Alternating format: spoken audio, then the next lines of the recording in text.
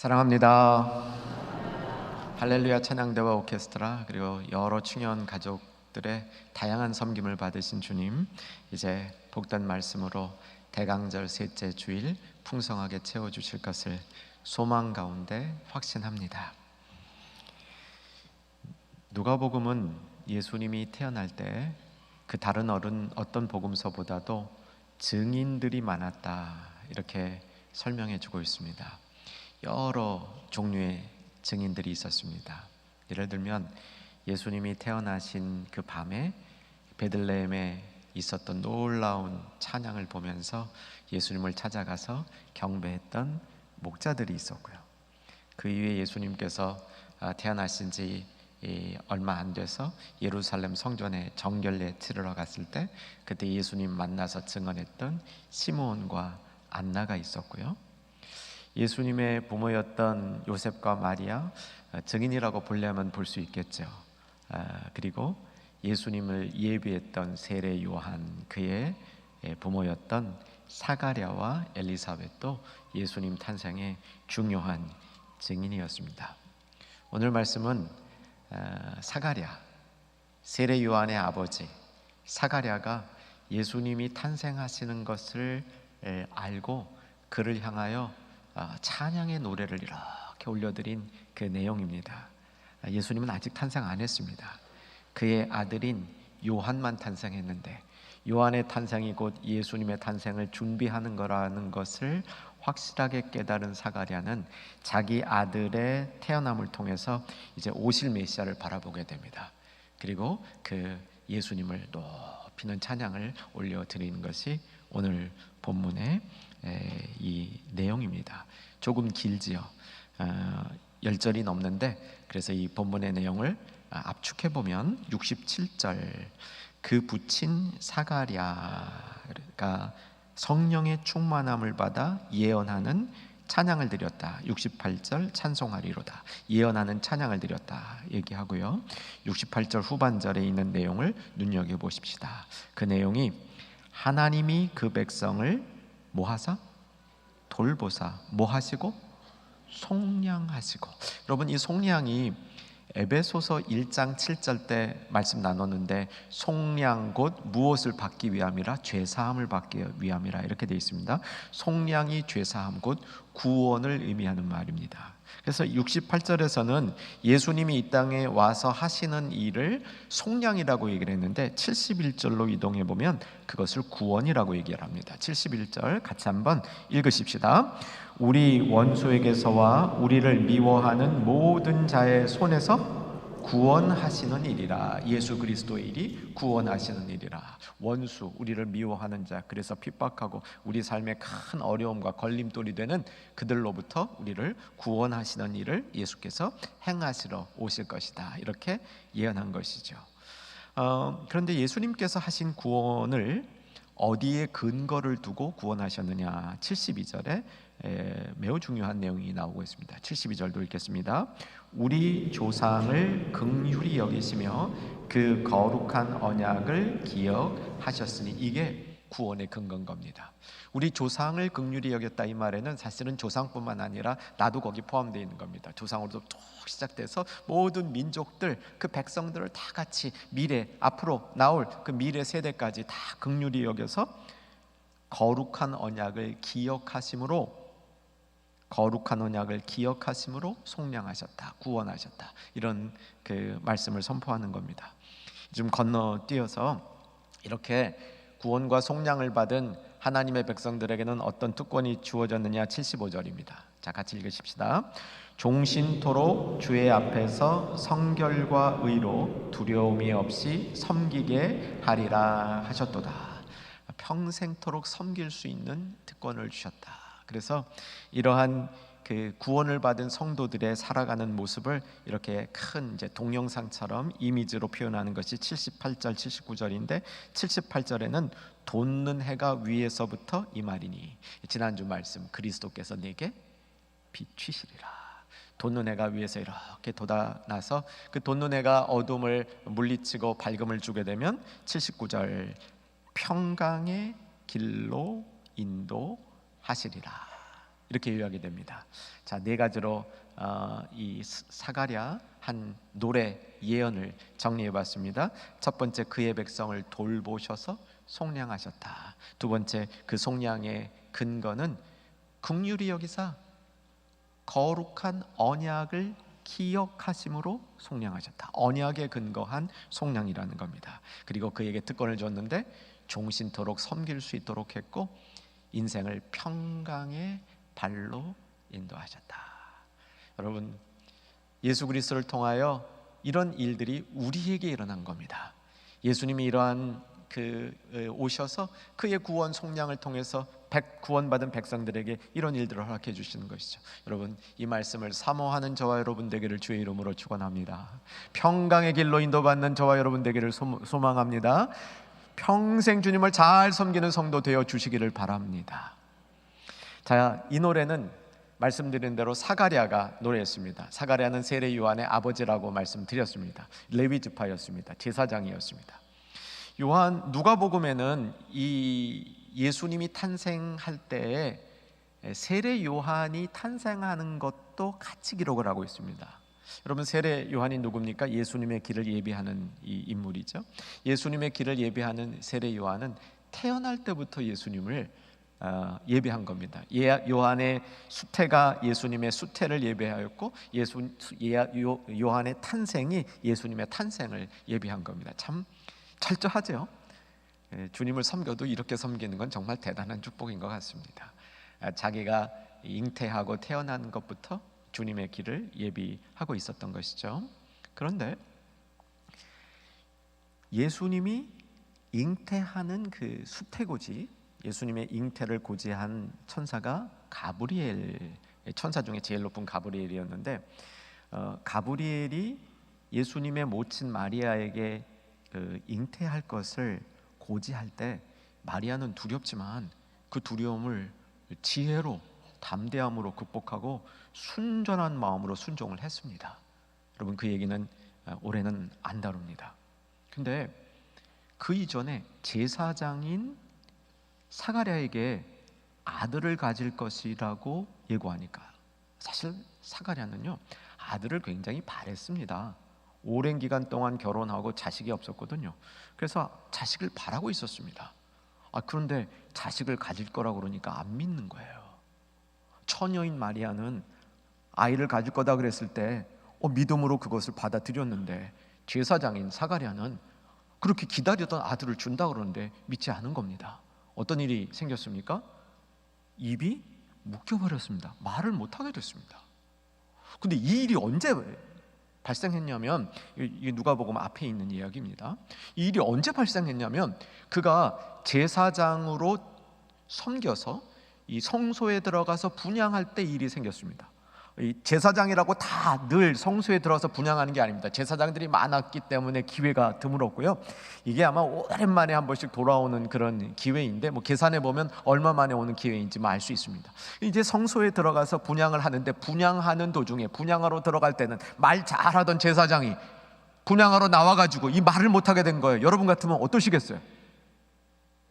여러분, 제가 이 충현의 사랑하는 가족들을 통해서 일주일 금식 기도하러 충현 기도원 들어갑니다 하고 여러분에게 아주 그냥 선포하고 들어갔는데 나와서 아무 말도 못해.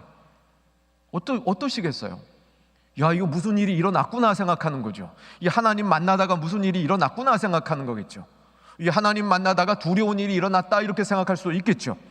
어쨌든 사가랴는 입이 묶여버렸습니다. 아이를 갖게 돼서 아이를 낳을 때까지 아무 말도 못하는 처지가 된 것이죠. 자, 이거 제사장이 말을 못한다는 거 문제입니다. 여러분, 제사장이 제사만 드리는 게 아니거든요. 제사를 드릴 때 이 율법에 따라서 성도들을 권면하는 그런 일도 하거든요. 율법을 잘 지키는지 안 지키는지, 율법이 뭔지 물어보면 가르치기도 하는 율법 선생님의 일도 제사장이 하거든요. 근데 이 제사장이 말을 못하게 된 겁니다. 그것도 분향하러 들어갔다 말을 못하게 된 겁니다. 이건 뉴스겠습니까? 아니겠습니까? 당시에 뉴스였습니다. 제 생각엔 1급 뉴스였던 것 같아요. 근데 그 후로 10개월이 지나서 드디어 엘리사벳이 애를 낳습니다. 애를 낳고 8일째 되는 날 할례하러 갔습니다. 제가 공부한 바에 의하면 이 할례는 8일째 받는데 되게 엄마는 잘 같이 안 가요. 그렇잖아요. 애 낳고 8일째 되는 날 어디 출타한다는 게 이게 좀 부담스러운 일입니다. 그래서 엄마는 잘 안 가는데 이때 엘리사벳이 갔습니다. 왜 갔겠습니까? 아이 이름을 요한이라고 줘야 되거든요. 근데 남편이 원래 얘기해야 되는데 남편이 말을 못 하잖아요. 그러니까 아내가 대신 그 얘기하러 간 것 같아요. 제 해석입니다.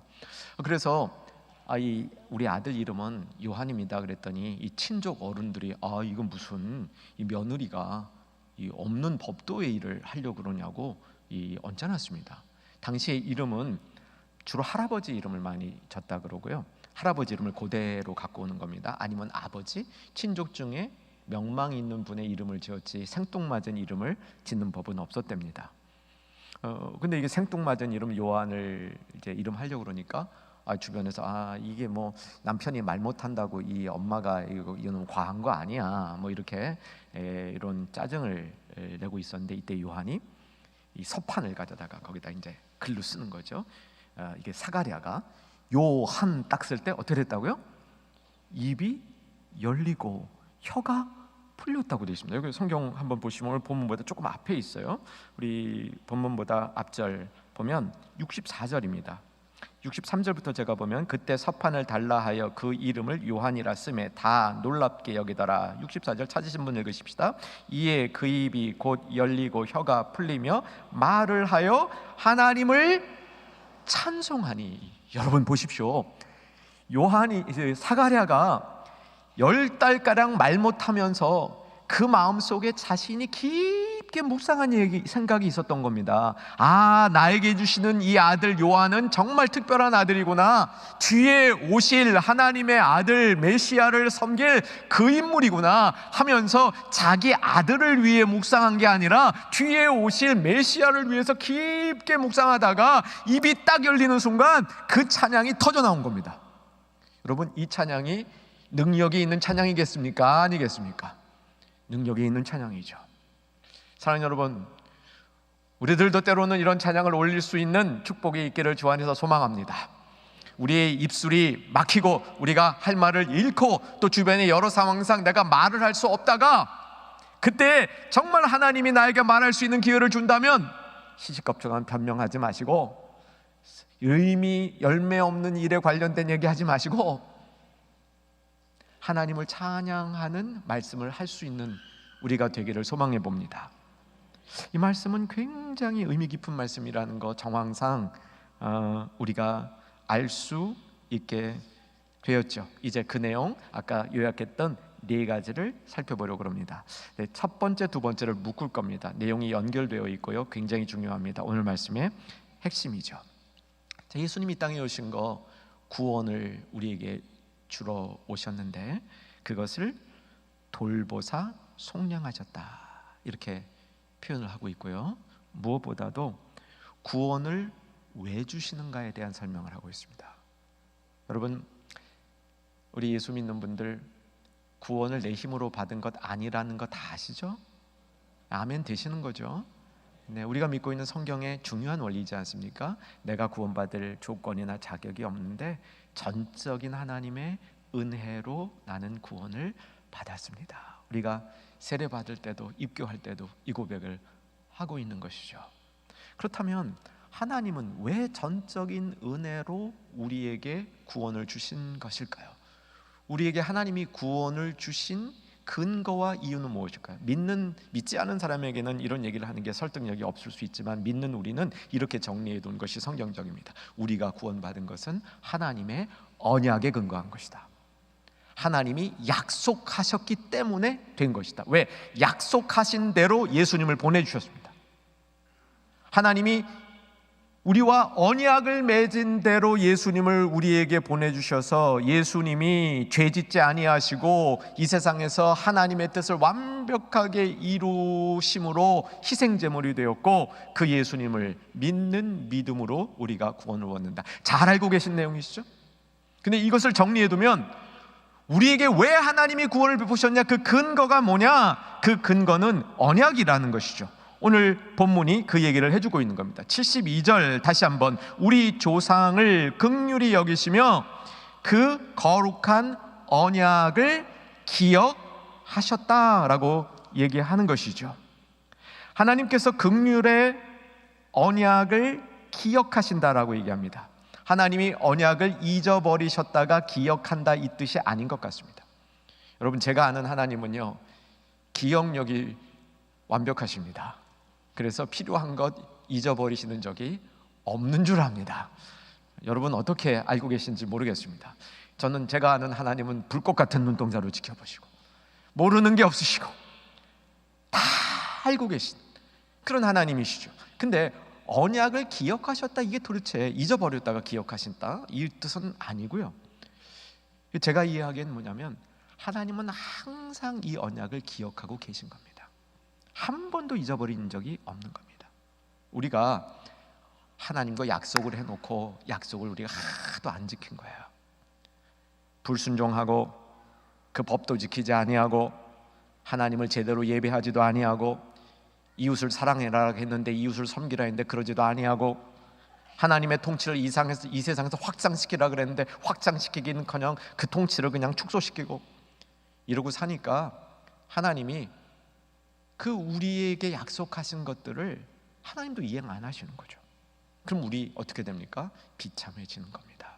비참해지는 거예요. 여러분, 자연 상태 속에서 살면요, 우리가 막 성공할 것 같으세요? 하나님 없이 내가 자연 상태 속에서 하나님 없이 나 혼자 내 힘으로 막 살면 여기 계신 분들 다 성공하실 것 같으세요? 뭐 그러실 수도 있겠습니다. 제가 보기에는 아닌 것 같습니다. 그렇게 성공하셔도 안 될 것 같습니다. 죄송합니다. 하나님이 약속을 이행하시지 아니하면 우리는 비참해지는 겁니다. 여러분, 우리가 내가 잘나서 뭘 살아있습니까? 내가 뭘 잘해서 여기까지 이렇게 온 것입니까? 뭐 그렇게 생각하실 수도 있겠지만 정신 차리고 보면 그렇지 않다는 사실을 깨닫게 될 것이죠. 그런데 우리가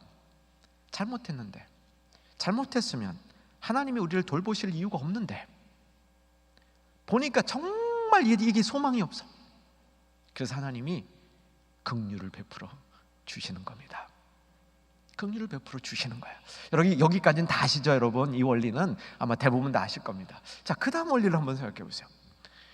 근데 공의의 하나님이 우리가 바뀐 게 없는데, 우리가 고쳐진 게 없는데, 우리가 나아진 게 없는데 왜 긍휼을 베푸실까? 하나님, 쟤는 바뀐 게 없는데요, 하나님 왜 쟤한테 긍휼을 베푸십니까? 공의 하나님께서 왜 그런 일을 하십니까?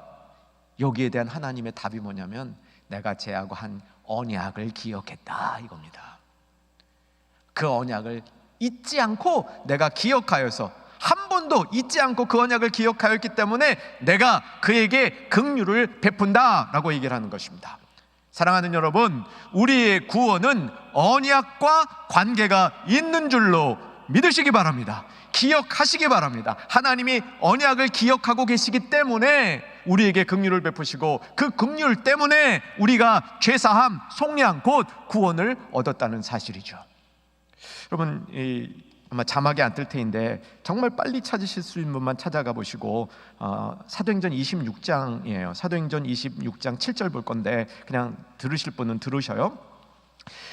바울이 이 아그리빠 왕 앞에서 이제 변론을 하는 겁니다. 이 변론할 때 자기 조상들에 대해서 변론하는데 아주 탁월한 변론을 하고 있어요. 7절인데 우리 조상들 12지파, 야곱의 자손 12지파가 밤낮으로 간절히 하나님을 섬겼다는 거예요. 자기 조상들이, 그러니까 자기 포함되어 있는 겁니다. 미래의 사람 다 포함돼서 우리 조상들이 밤낮으로 간절히 하나님을 섬겼는데 그 섬긴 이유가 뭐냐면 약속 때문이라는 거예요.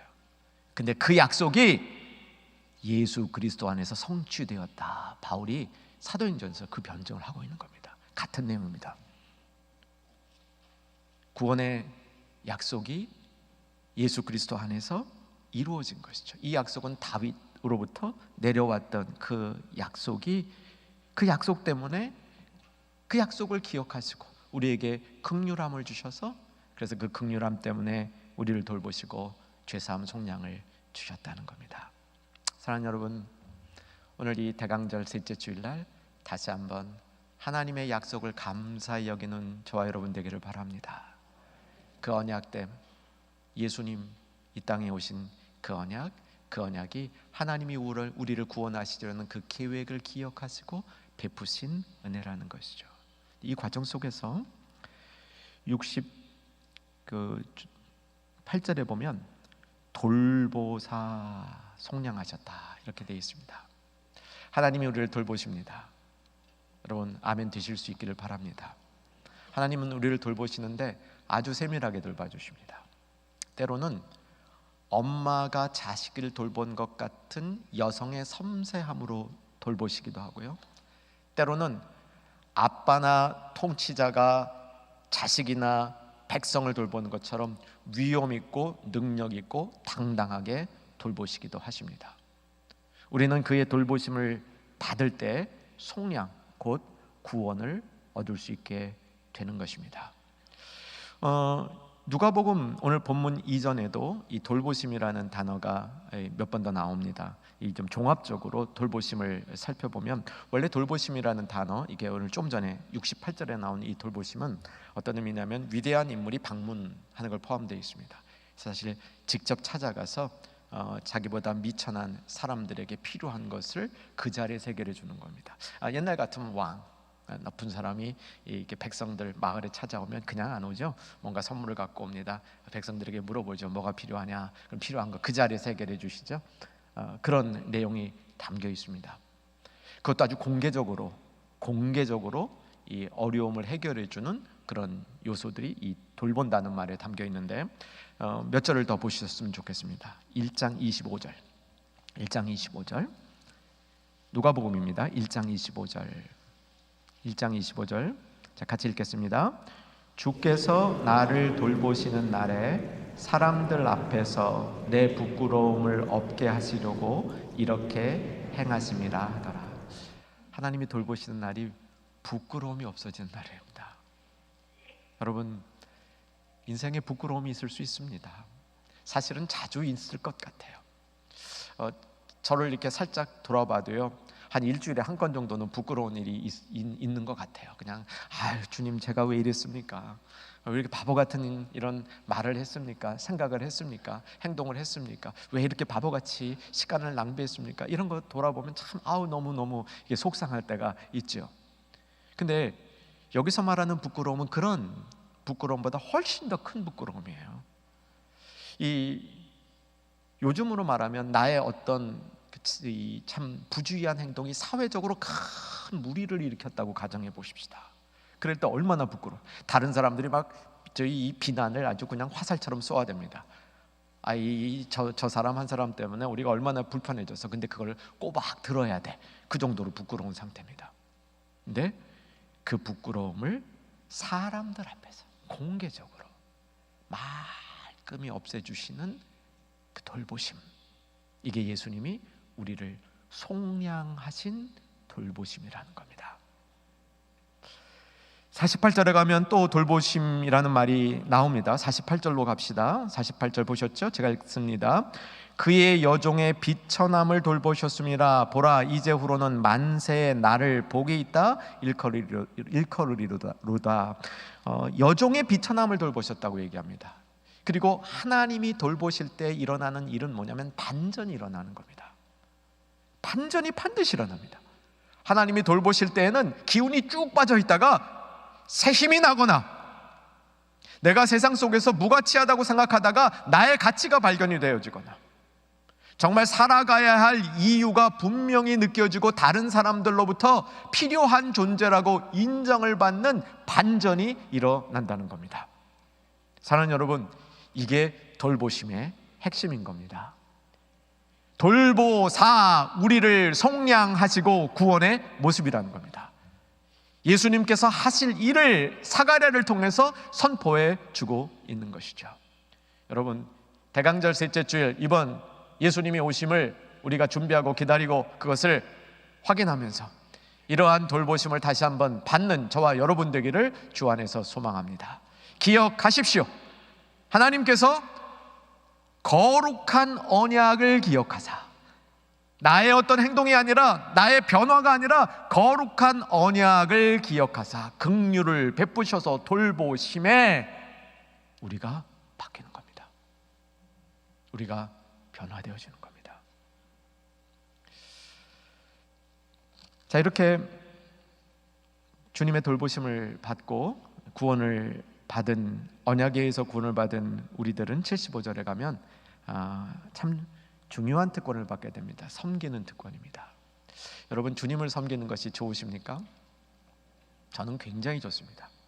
다시 한번 묻겠습니다. 여러분, 주님 안 섬기고 살 수 있으시겠습니까? 없으신 분이 많을 겁니다. 아마 그럴 겁니다. 여러분 인식하지 못해도요, 주님을 이제부터 섬기는 일 너 못해 그러면 너무너무 힘들 거예요. 아니, 힘든 정도가 여러분 생각하는 것보다 더 클 겁니다. 예레미야가 한때 이런 때를 주님 앞에 썼습니다. 예레미야는 참 주님을 위해서 열심히 일했기 때문에 주님과의 관계도 어린애처럼 편했던 것 같아요. 때를 썼는데 어떻게 때를 썼냐면, 내가 말씀을 자꾸 전하니까 서로 힘들어집니다. 나도 힘들고 듣는 사람도 힘들어합니다.